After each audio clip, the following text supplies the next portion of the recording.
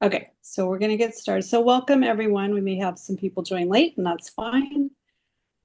Good to see everyone again. I know we just had a workshop last Thursday. Um, Happy to have Penny Babb with us as our presenter tonight. So Penny is a friend to our region. She helped with the kickoff last August and past SIA president, member of SI Happy Valley of the Sun in Arizona, part of Golden West region.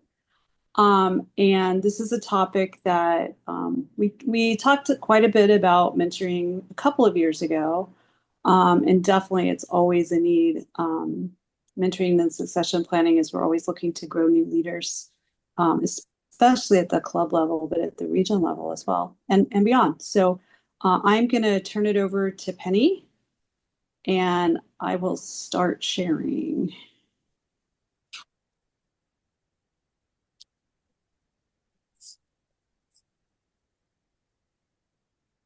Oops. There we go. Alrighty.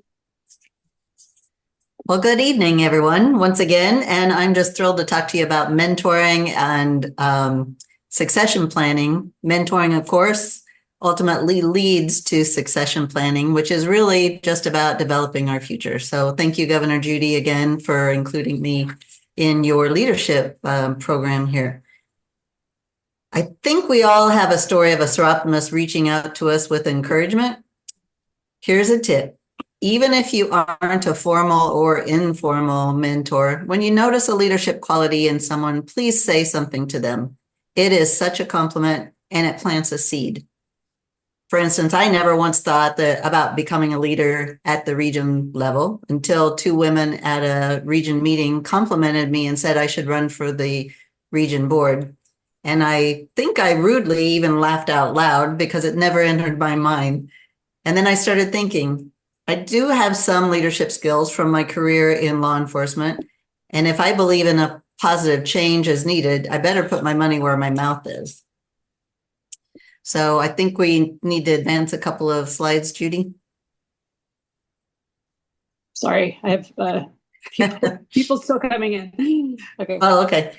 The ladies that spoke out to me, I respected, and I respected the fact that they noticed something in me. And so I ran and I won. Then I was encouraged to run for governor, which I never thought was possible. And then Federation Board of Directors. And then board members encouraged me to run for SIA president. That position wasn't one I never thought I even wanted or could ever achieve. The bottom line is I never would have become our Federation president if Region Seroptimus hadn't encouraged me to step up. Now, I can't even tell you how many informal members I have or how many mentees I have. I just try to speak positive words to members I think display leadership skills. And okay, one more story about someone you might know. Again, an informal mentor. I was SIA president during COVID. Many of you were leaders then as well. The COVID-19 pandemic was an obstacle to advancing our mission, and we all had to figure out ways to overcome it. And at the Federation level, I didn't get to travel. I didn't even ever meet my board members in person. It was all on Zoom. And I had to lead the board in making decisions that often made a lot of people upset. And then I needed to discuss with upset members the reasons for the decisions. I think I used every skill set I've ever developed or even thought I might have. It was a tough time. And I know I'm preaching to the choir. So although I didn't know her well at the time, Dawn Marie Lemons, who is a past SIA president, just started calling me every month and sometimes more, like clockwork. She would just ask how I was doing and acted as a sounding board, sharing her experience and insight. And at one point I was telling her about something that I was up against. And she just said, Penny, you already know what you have to do. So just pull up your big girl panties and do it. And I did. And she has now become a very important friend to me. I truly believe I am a strong seroptimist because a strong seroptimist mentored me. We find them everywhere. Our clubs, our region, our federation, who are also our mentors. So let's jump right in. You might recognize a few of these ladies. Do you have a story to tell about a Seroptimus mentor who led you to leadership? And what did or does that mentor do for you? So let's add, while having fun, obviously, with these informal mentors that I stole a picture from SIA from. So anyone want to share how a Seroptimus mentor, formal or informal, led you to step up to being a leader?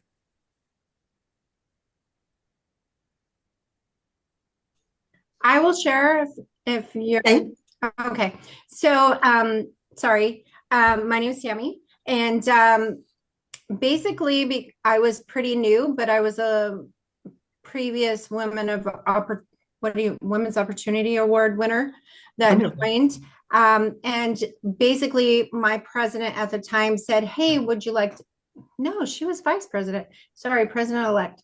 And she said, "Hey, would you like to be on the board?" And I said, "Sure." I didn't know what I was doing. And so, boom, there you are. Now I'm president-elect.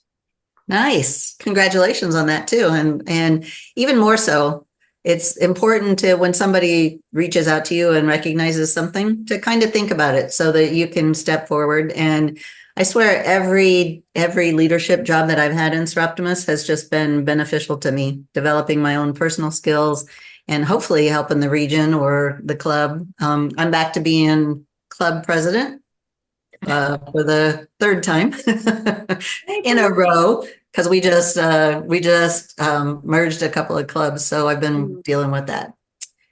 So what is a mentor, and why are mentors so important in the creation of our future leaders? This slide says a mentor will inspire you, push you beyond what you think is possible, develop you, and expand your perception of the members, club, organization, and your own abilities without judgment. For the organization, it improves member engagement and retention rates.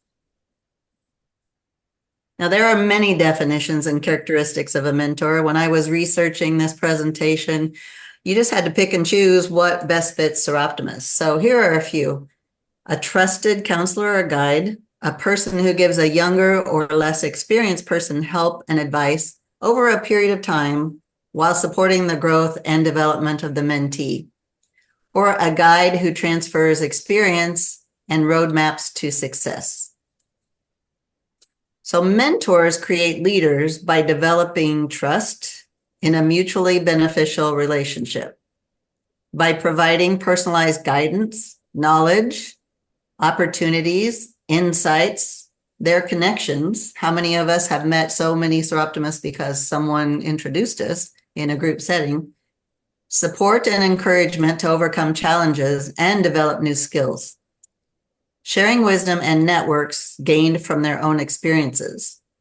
Mentors also create leaders by building confidence, by encouraging them to take on new responsibilities that require learning new skills and duties, and modeling and helping them develop new leadership skills such as decision-making, evaluation, empathy, judgment, problem solving, goal setting, all those leadership skills that we have to some degree. We just haven't developed them or recognized that we actually have them.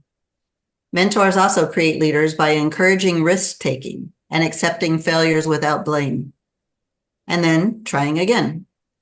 So mentoring also admits your own mistakes and being humble.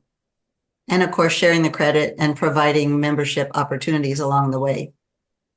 So what are some other characteristics of a good mentor? Think about the best mentor that you've had and tell me what some of those characteristics are. Or how are other ways that mentors help create leaders? Tammy, do you have your hand up this time, or did we not take it down? Sorry. Maybe I didn't take it down, but Okay. I do. I could comment. Okay. So I think that they have to be a strong leader and be a leader who sets a good example, but is also approachable and listens. I'm jotting things down because I need to develop a mentoring program from our region. So I'm stealing all your ideas too. Well, good. Thank you. Anything else? Any other characteristics of a good mentor or mentors that help create leaders? I think they need to be honest. You don't want a mentor who's not going to just tell you everything you want to hear. And not, there's a way, obviously, about being constructive, but I think honesty is very important. I think it has to be someone who's well respected within the club already. And then as they mentor, it blossoms and grows, and it has a cycle that creates more mentors. Right. So I'm not looking for you to talk about bad mentors, because hopefully you've figured out already that if someone isn't helping you get to where you or are the opposite of all these things, they're not approachable, they're not honest, they don't listen to you, they judge you, then you want to continue on your path and find a new mentor. And that's all on you. It's your future that you can develop who you want as your mentors. And like I said before, we all have multiple mentors, not just formal ones, but informal ones all along the way. So, Penny, can I ask yes. you a question? Sure. So since you served as SIA president, which means you were also served as president-elect for the year before, and you were a region governor, so governor-elect in the biennium before, did you find that experience of being kind of in a formal training role, if you will, for a year or 2 years, did that sort of structure provide more benefit to you? I'm just curious. So when the two ladies encouraged me to run, I ran as district director. We have district directors, and I did that for 2 terms, which is 4 years. And then I became secretary for 2 terms, which is 4 years. And then governor-elect for 1 year, and then governor. So I had, do the math, I had, about 10 years on the board. And yes, absolutely. But the key point is we expect our leaders to train, you might know Karen Howie. I don't know if you know her or not, but she was the governor when I first started on the board. And she was extremely detail-oriented, organized, told us what our role was, what our expectations were. And I think I learned so much from her she's not a control freak at all. She loves new ideas, but she was very specific about what our roles were and what we should be doing to benefit the region. And so I think that helped quite a bit. I've seen other situations in which the governor doesn't do that. And then there gets to be confusion and people are like, hey, why didn't this happen? Or why isn't this supposed to happen?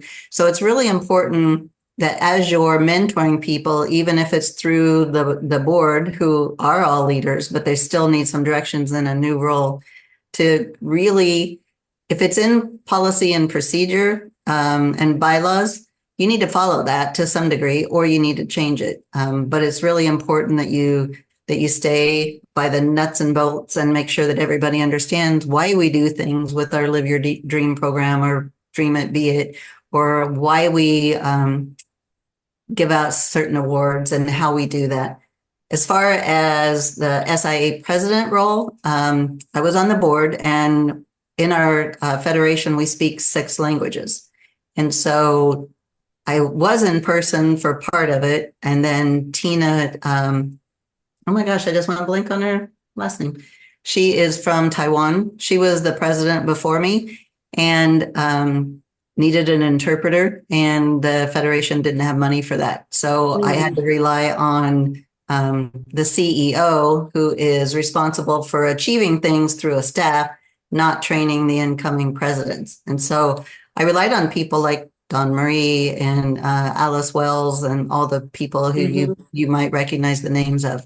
So yeah, it's really important to find people that were in your roles before and find people that really know what they're doing.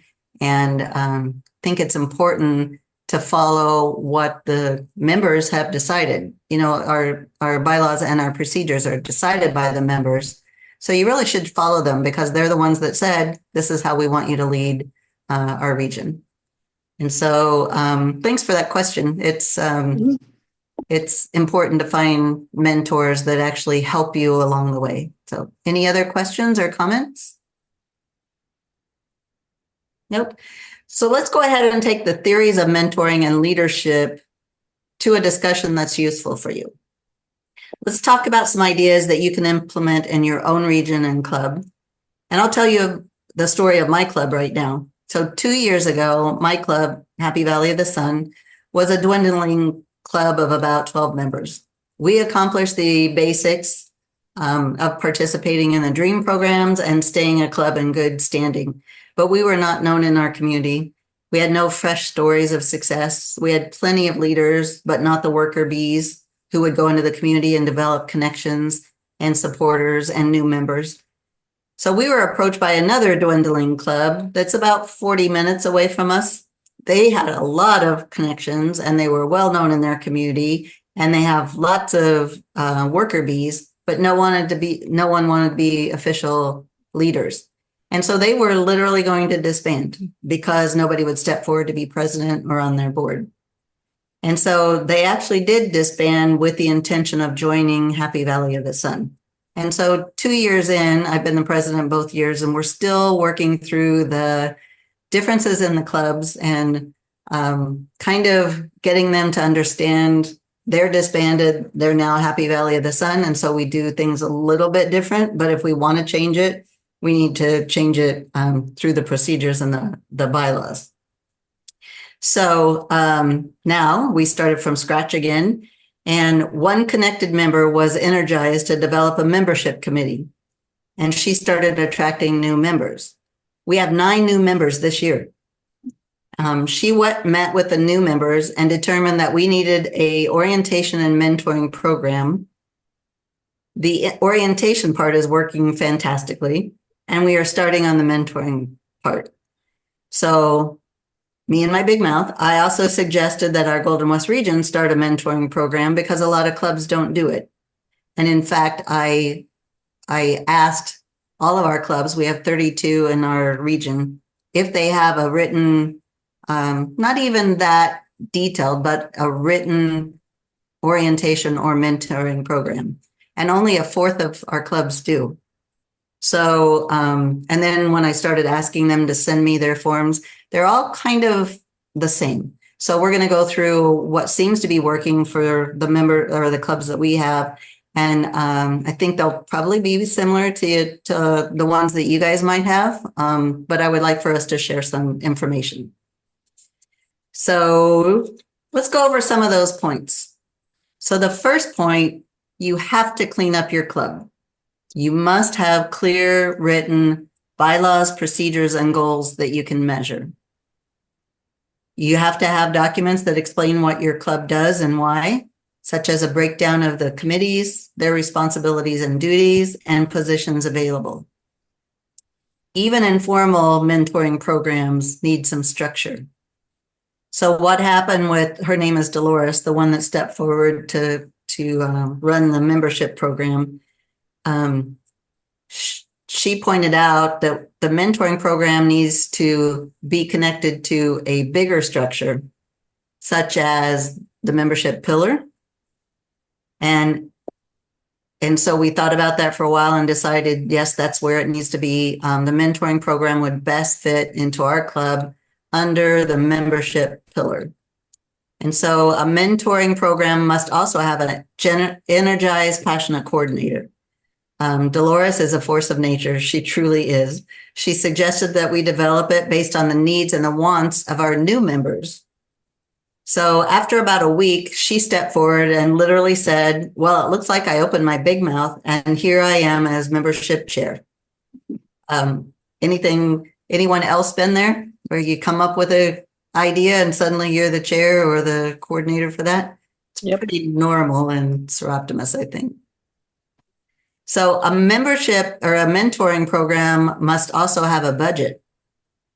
We are so used to donating things ourselves, but when you actually stop and think about all the money that comes out of your pocket to make copies, to make little gifts, to make the goodie bags, to welcome people, all of those things, it can add up quite quickly. And she actually pulled quite a few quite a few of our new members into the membership group to do the mentoring. And so we don't want to start them off by nickel and diming them to death. So we actually put up a budget of $500 for them to do what we call a happy half hour. And so before the club meeting, we show up for half an hour ahead of time. We play some games. We might have some wine or some soda.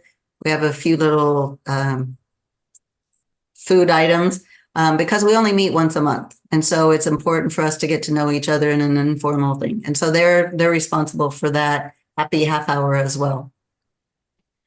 Now, orientation, onboarding, and mentoring are important for new members, but they have key differences. Orientation is just a brief introduction to the new environment, the new club. It's usually a packet that's handed to them when you're installing them as new members. And then onboarding takes a deeper dive into the organization and their role, including what their responsibilities are.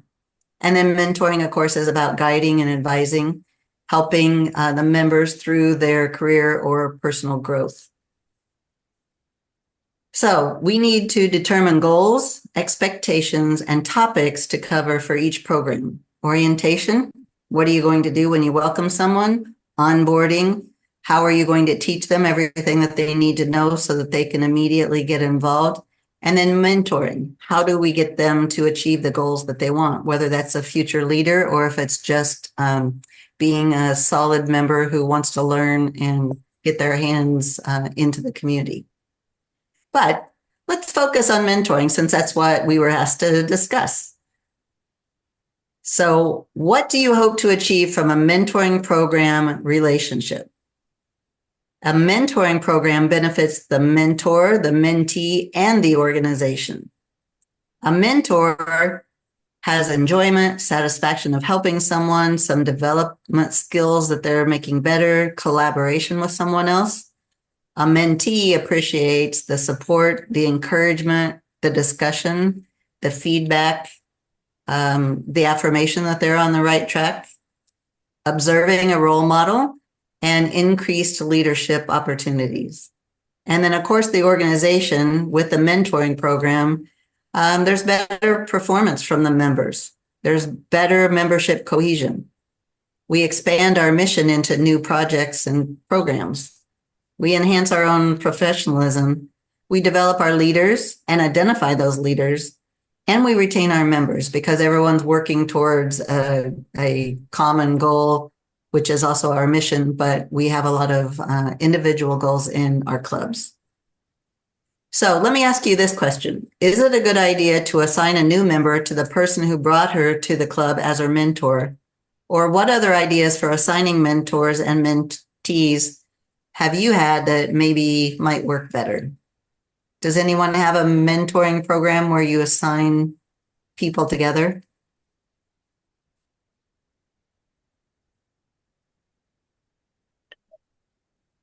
Officially, no. Okay. I think to respond to your question, I think it depends. If I'm bringing someone into the club that is a good friend and someone I know outside of Seroptimus through work or something else, I don't think I would be the best mentor because I already know that person and it's missing an opportunity for someone else to develop a relationship with them. But I imagine that sometimes we might bring in members that we happen to bond somewhere and maybe we don't know all that well. And in that case, maybe a familiar face makes sense. Good point. Susan? Well, we're starting to do a mentoring program, and the way we've done it, Christina is our membership chair, and she's doing a really good job of keeping track of the people that are coming in and making sure she and actually I have quite a few members of my board that are also trying to make sure that people are staying engaged, the new people, and we're trying to explain everything to them. We don't always necessarily pick somebody who brought them in.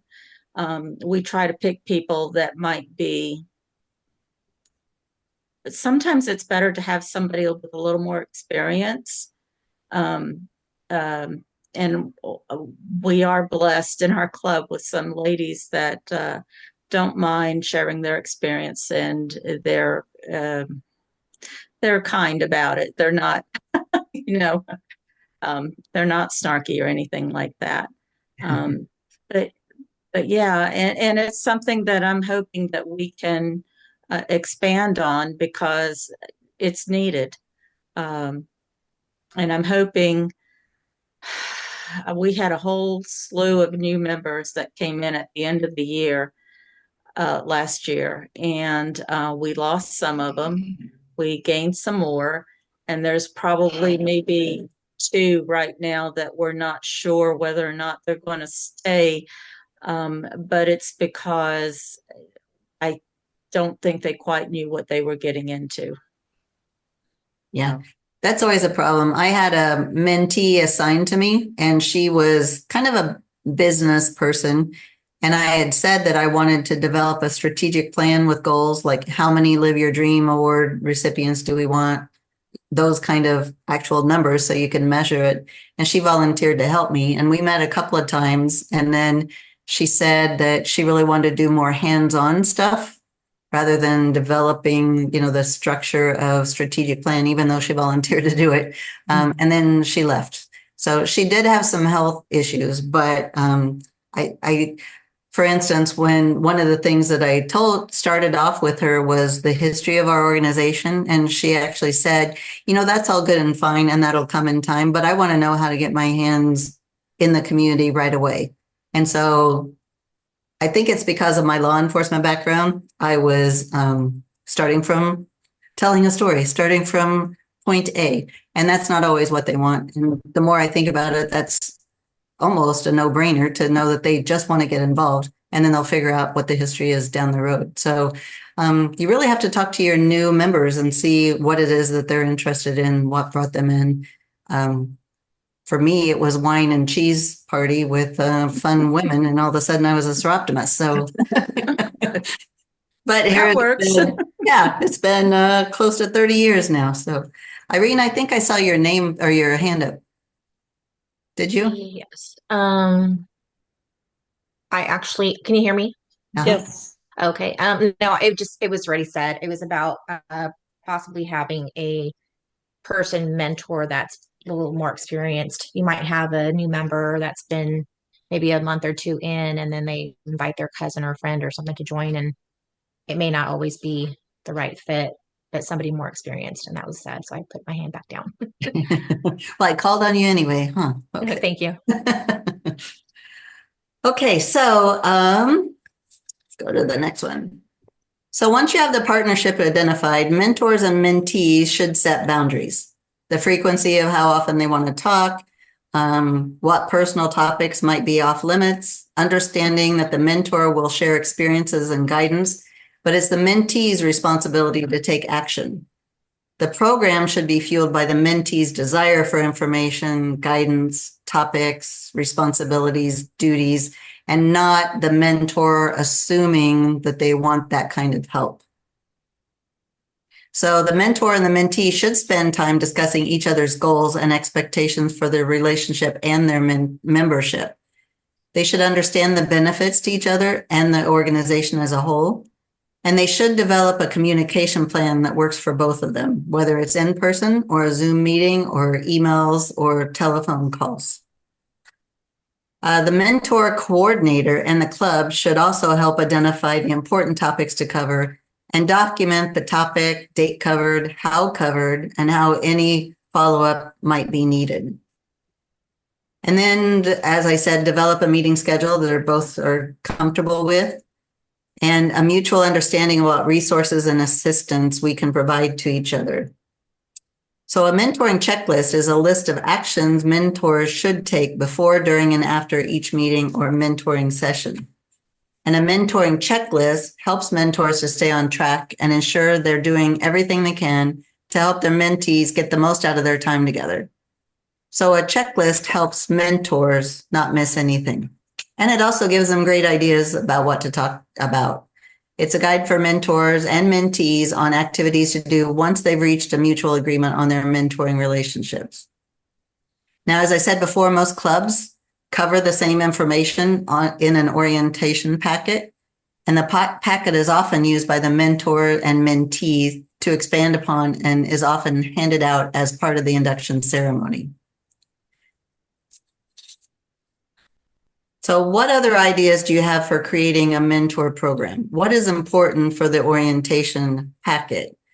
Our orientation packet includes a membership pin, a name tag, a certificate that you can show and display that you're a Seroptimist, a general information pamphlet about our organization and maybe even our club.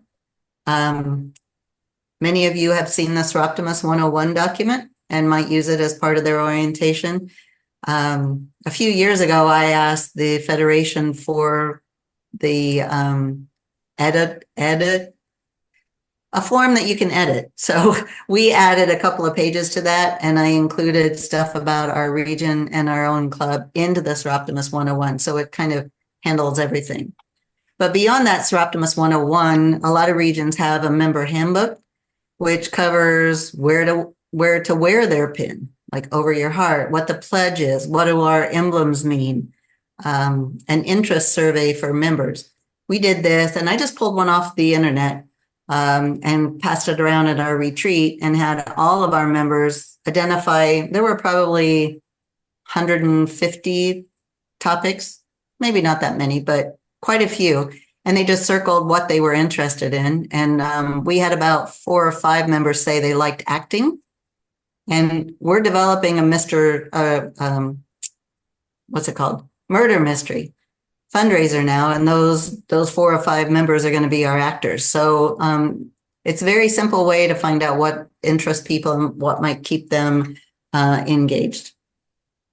Your orientation packet usually also includes the bylaws and the procedures of the club, a roster and a committee list so they know how to contact people, your club budget, club flyers and other club events, and login information for the club, the region, the federation, and international, like Facebook and website, and also a club calendar. And the Seroptimist history. You can find that on the Seroptimist website as well. So someone said they like the murder mystery. They must be a detective or an actor. So what are some other ideas, or what do you include in the membership packet? Which is actually their orientation packet. Anything else? Kelly? We have all that, but we also put in just a 1-page history of Seroptimists in there too, just so they have a little something. And I've actually had new members say, hey, tell me more about this part of the history. So it opens up a little dialogue. Yeah, that's a great idea. Anyone, Beth? Not sure if your club handbook has all the committees and like a brief description of it, but that's something that we provide. Okay.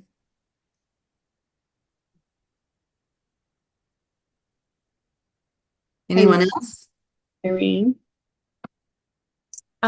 List of meeting dates, times. I know that there's calendars that are normally shared up on the website, but just to have, if they're having all this, also just a printout of it. Also, social media that they can also join, whether the links are to Facebook, Instagram, TikTok, whatever. So. Sounds great. In fact, some of our new members asked me to add upcoming events onto our agenda. So on our agenda, we have the pledge so people can learn it. But they also asked me to add the calendar issues on there because they change. Mm-hmm. And they don't want to have to go searching other places for where they're supposed to be when.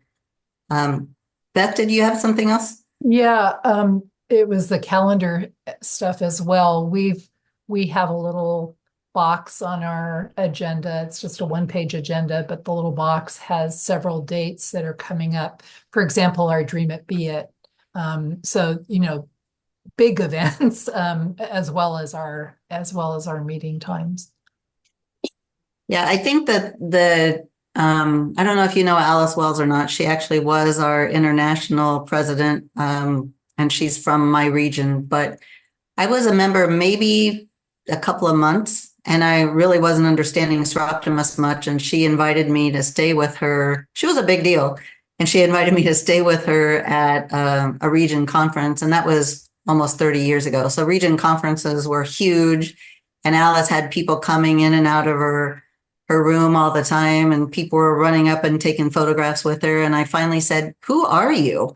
Because she never explained to, she never does that in meetings, even still, that she was like the big hoo-ha of our whole organization. And so it's important to encourage people to go to the region events and the federation events if they can, because then they see the whole picture and it's not just isolated to your club. So the calendar should include region and federation events as well, and maybe flyers from other clubs. Any other input on what should be in an orientation packet?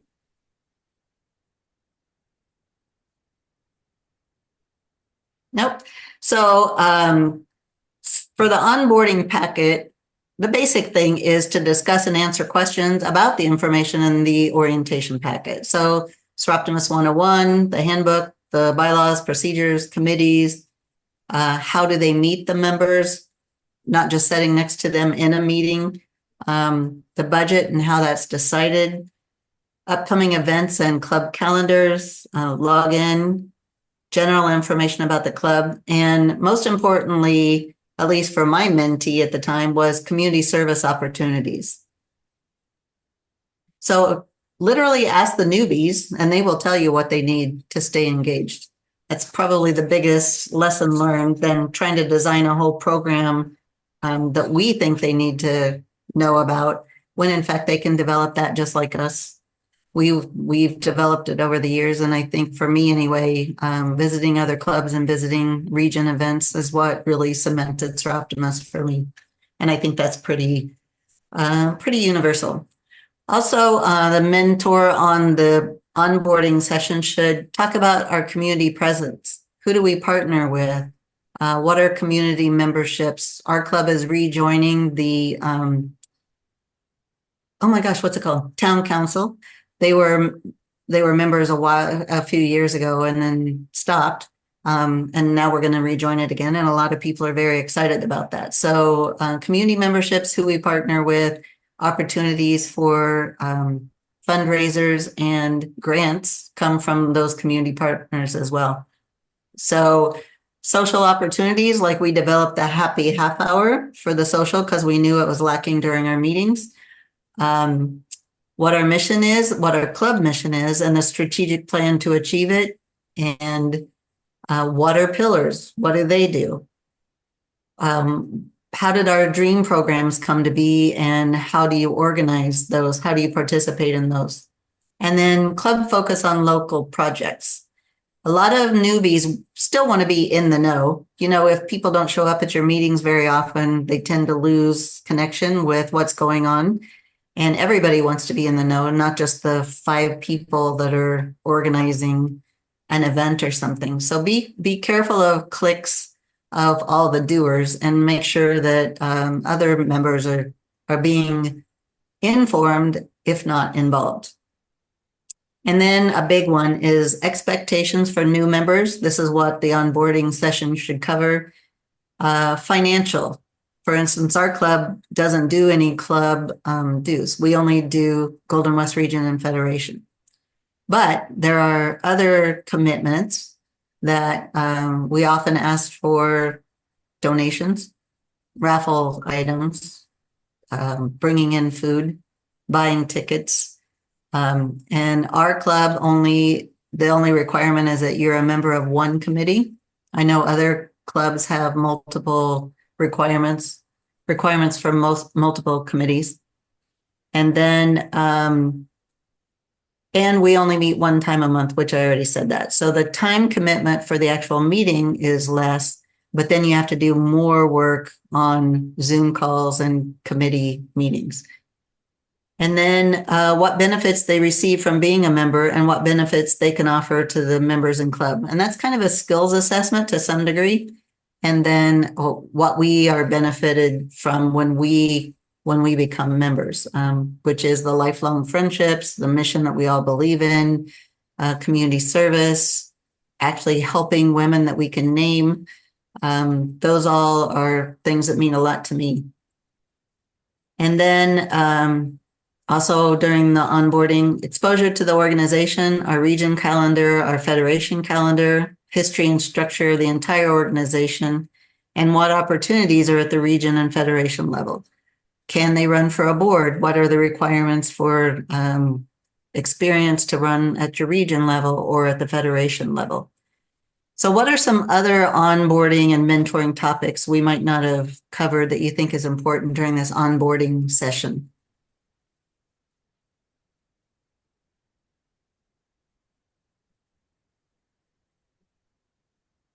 Judy. All right, I muted my phone. Something near and dear to me is expectations about relationships and conflict. You know, so if they're having a conflict with another club member, what might be the source or avenue to resolve that? That's a great one. Yeah. Anyone else?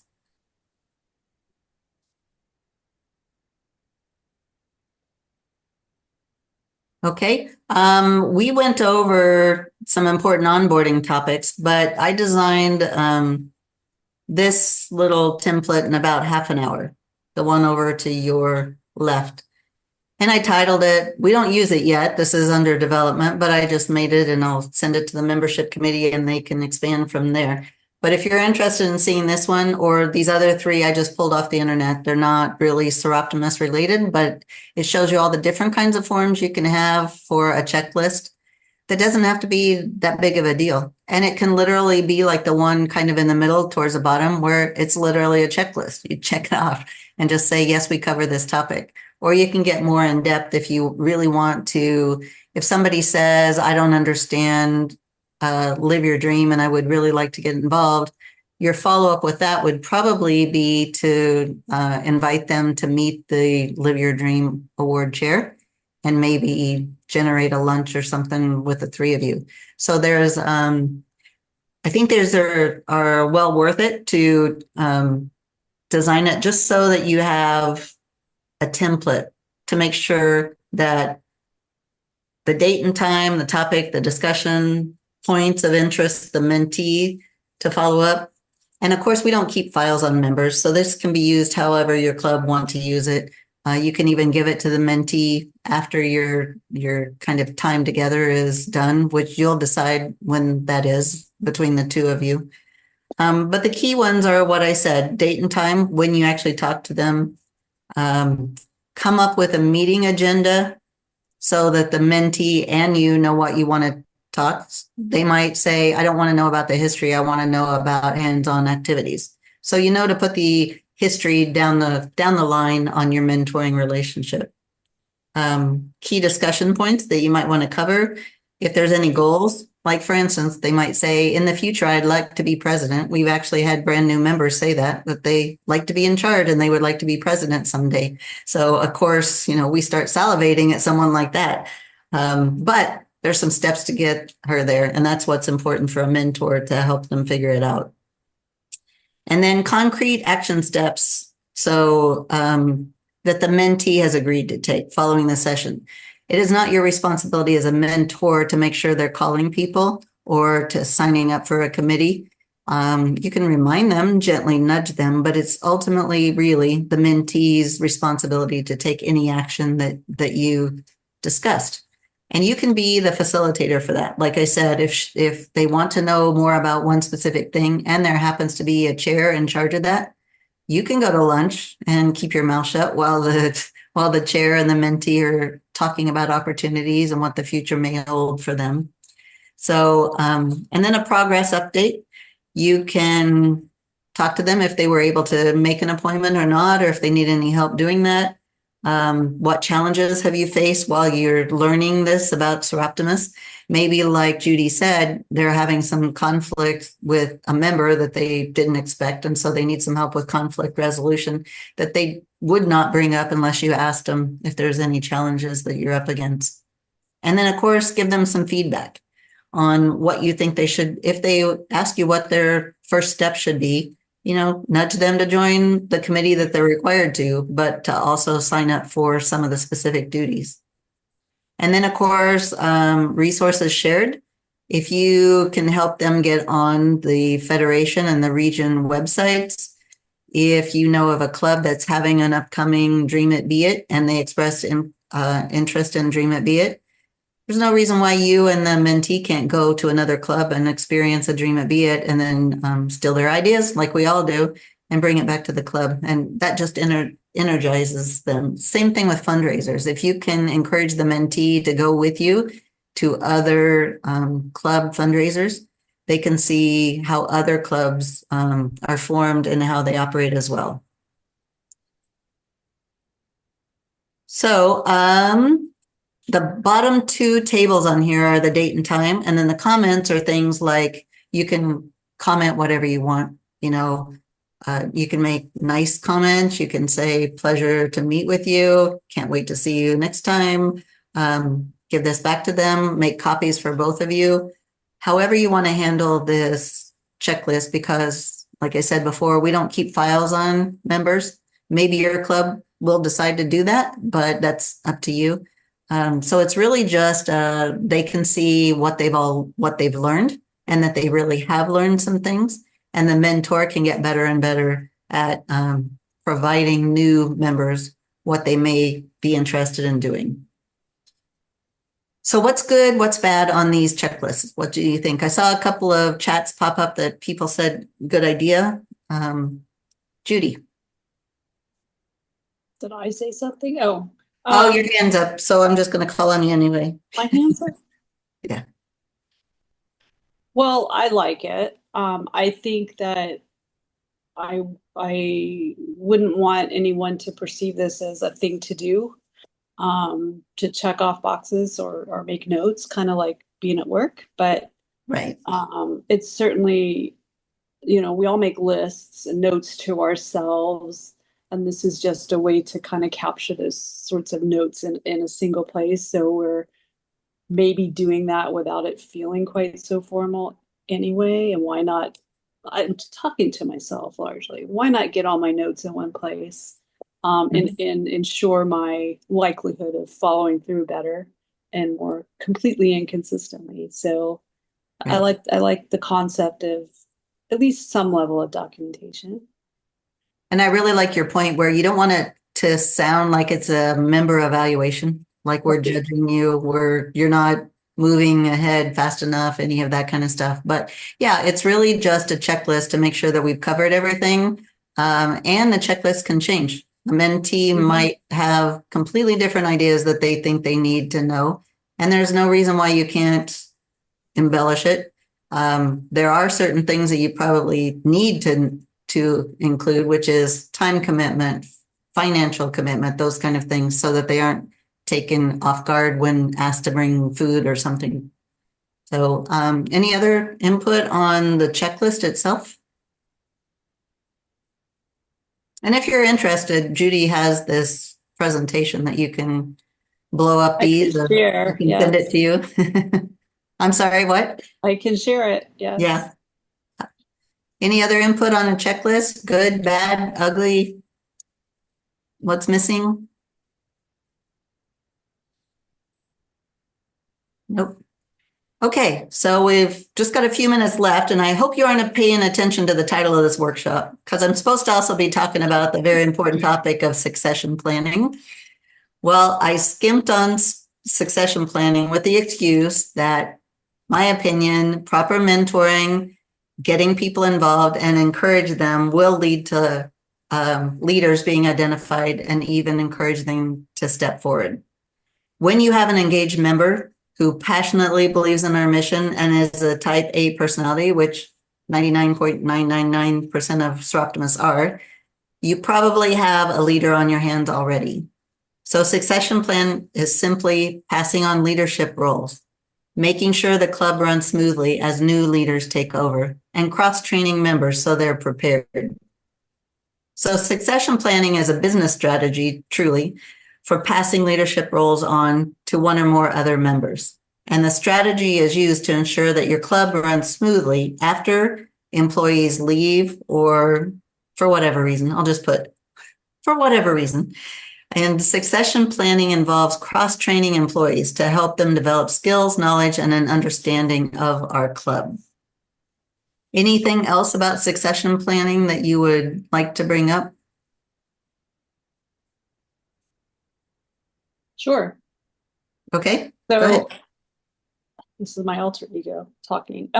So many members in this region have heard me say this, but I think one of the most critical things that we can do as leaders when we're trying to identify and nurture and grow future leaders is to speak very positively about our experience in our role, even if we don't mean it. If we're constantly, as a president or any other officer, just complaining about this is too time consuming, or my members are mean, or nobody shows up, I think it's incumbent on us in leadership roles to be very careful about, a small handful of people that we're confiding that sort of thing in. And at least visibly and outwardly, invest the time and energy to try to make it a very positive experience, but certainly let it look outwardly as if it's a very positive experience. Or who in the world would want to step into a president role when the president's complaining all the time about nobody does anything and they're having to do all the work, right? And so I think we sort of start setting the stage for members being hesitant to step into leadership roles by not making it sound like a positive, rewarding, and fun experience. That's my 2 cents. I agree. And I know during COVID, some of you who were leaders during COVID know this, that there were a lot of people upset. And so I literally picked up the phone and called people when I would hear something going on. I would pick up the phone and say, hey, I understand that, you might be upset about this. I just wanted to call you and ask you if there's anything I can explain to you, if there's anything that I'm missing that I need to know about. And I got a lot of people that started out very nasty that thanked me for investing in them, and they just wanted to be heard. Now, I'm not saying that there aren't some nasty people out there, but most of the people are just feeling frustrated because they don't feel like they're being heard, or that they're offering advice and people are doing the classic, we've always done it this way type of thing. And so you just have to invest your time and your energy, like Judy said, and find out what's the root problem with people. And again, stay positive in your response and be a solution instead of continuing the complaining. But you're exactly right, Judy, on why people might not want to step forward. Anything else? She stole what I was going to say. Who Judy did? Yeah. Anyone else have any input on succession planning? That's because Charlie's my great mentor. Oh, could be. Could be. I was the one. I was never going to be governor. I was never going to be on the region board. So. And look at you. Deborah, did you have something? Can I just ask a question in general about membership?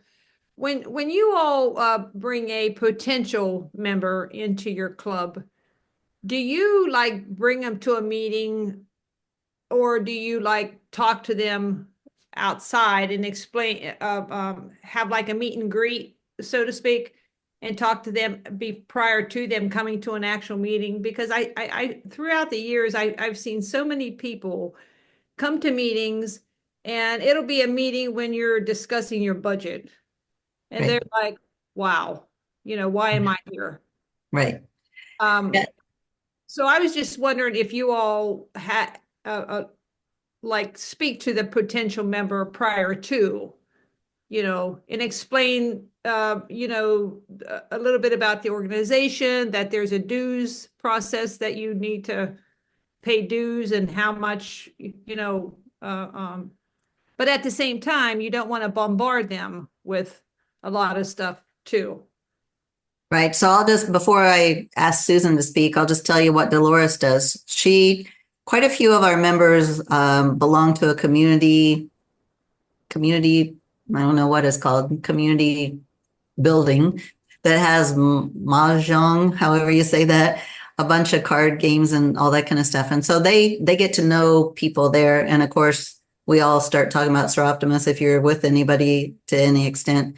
And then they invite them to come to a meeting. And a lot of them know each other already because they're involved in those kind of things. When I was first starting, our club was all law enforcement because that's who I hung out with. And I would invite, law enforcement. So we were a very safe club. But we also, when they come to our meetings, I encourage them not to join, for them to come to a fundraiser, to come to a meeting. And if it's anywhere close to half the year, I even tell them wait till January to actually join if you want to, because it's half price, all those kind of things. So I think pressuring people to sign up right away is too much of a shock. And I would rather have somebody know what they're getting into and maybe lose them because they're like, yeah, I went to a budget meeting and it was horrible. But I've already joined and now, I'm just not going to show up anymore. So Susan, did you have something? So we allow guests to come and preview a meeting. And I made it a rule when I became president that we would not have guests during a business meeting, only during program meetings. It would be hard if we met only once a month, but we don't. And then after they've gone to one of our meetings, we have somebody, Chris, who hands them, gets back into contact with them and sees and checks to see if they're interested in finding out a little bit more about the club. Somebody from the membership committee will meet with them and go through some stuff, and we take it from there.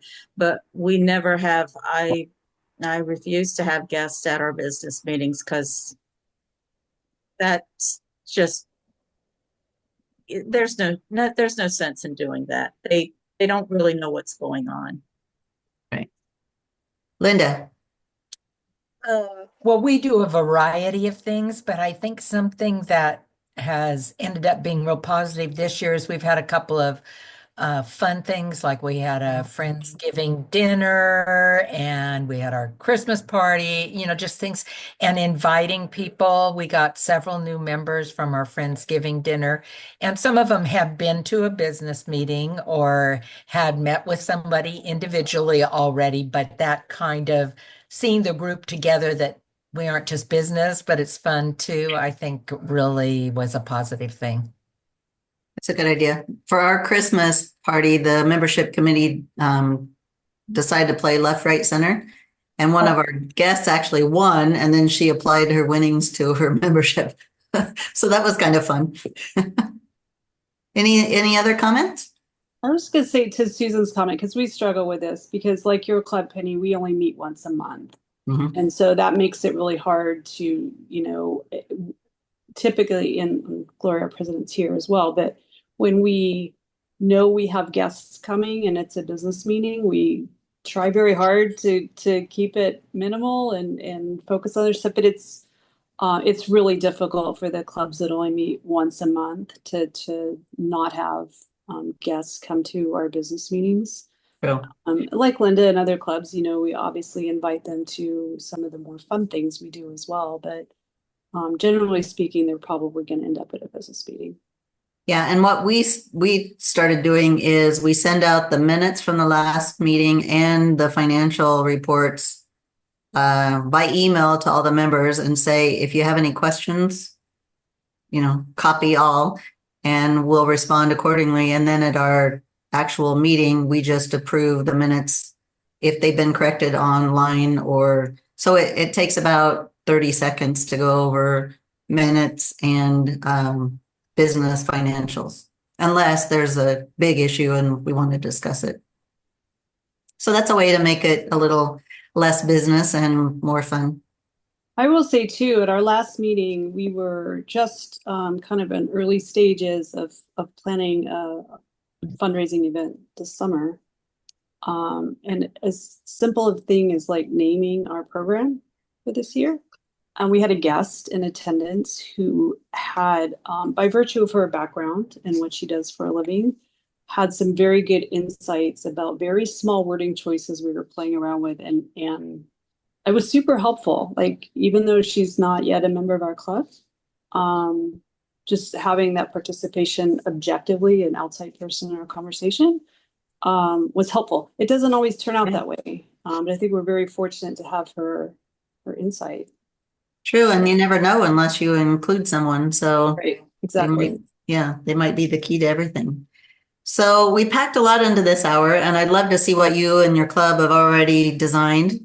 If you have anything that you would love to share with me, I would love to read it as I'm trying to develop a region situation.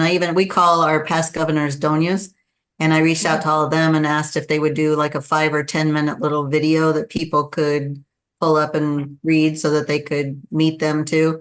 And a few people said yes. Some people just ignored me, but once we get the ball rolling, I think that might be kind of fun to have, not just reading stuff, but actually see somebody talk about, why they joined or what benefits they have or what Live Your Dream means to them, those kind of things. So remember that investing in mentoring will lead to members feeling confident, knowledgeable, and supported enough to step up to leadership, and ultimately the success of